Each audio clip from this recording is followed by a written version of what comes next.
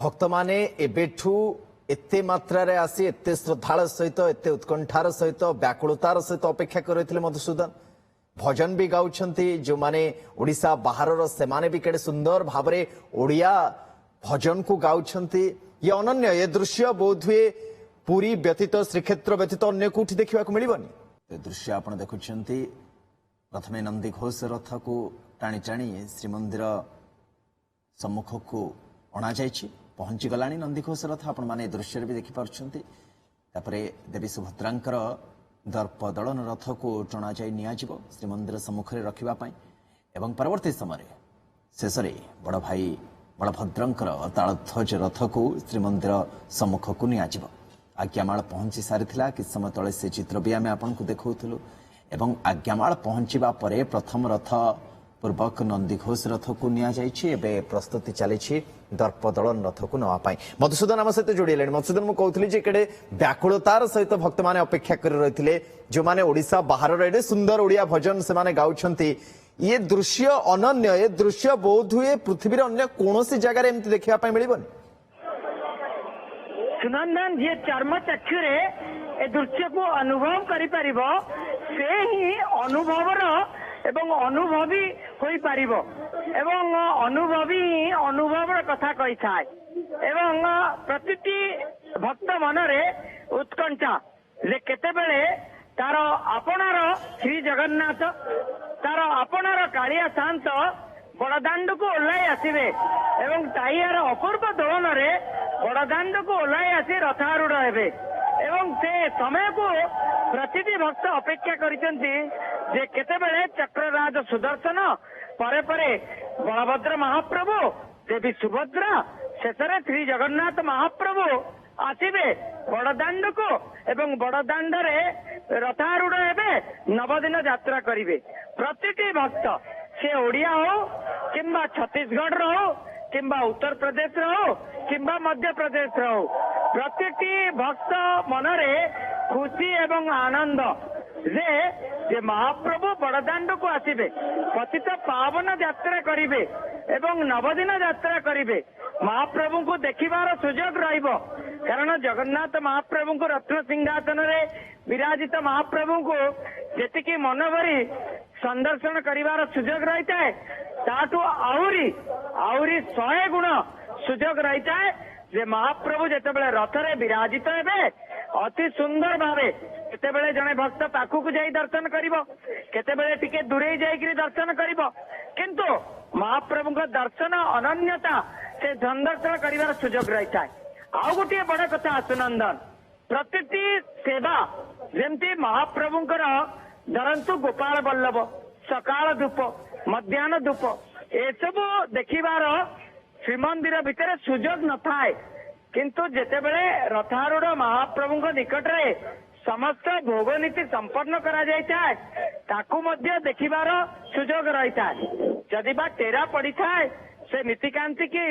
माने टेरा पड़ी थाए अर्थ तार गोटे अनन्यता रही रथ गढ़िला एवं घंटा घंटा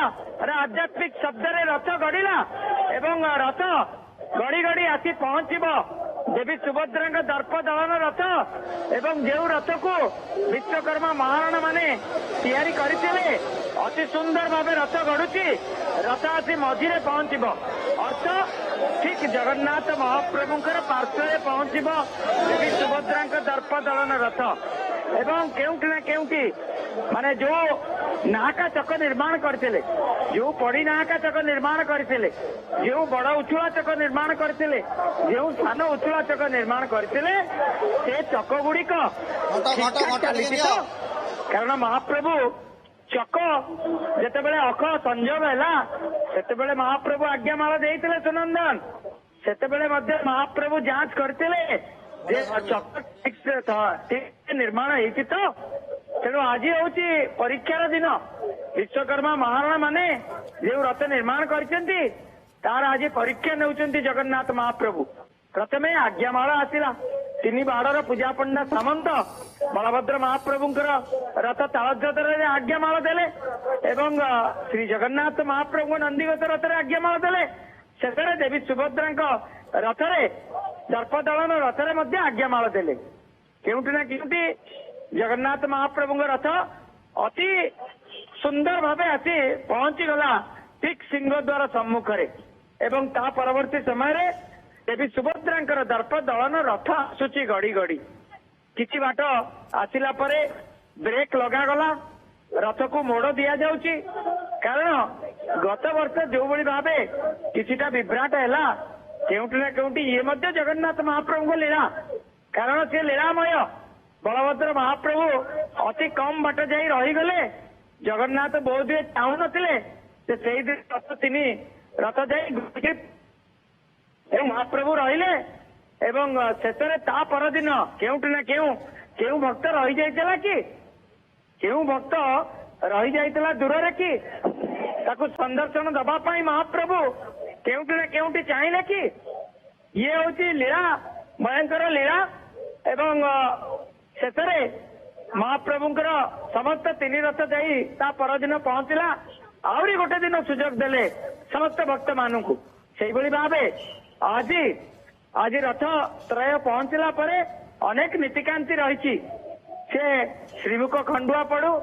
ବାହୁଟ କଣ୍ଟ ଲାଗୁ ବା ସେନାପଟା ଲାଗି ହଉ ଏବଂ ତା ପରବର୍ତ୍ତୀ ସମୟରେ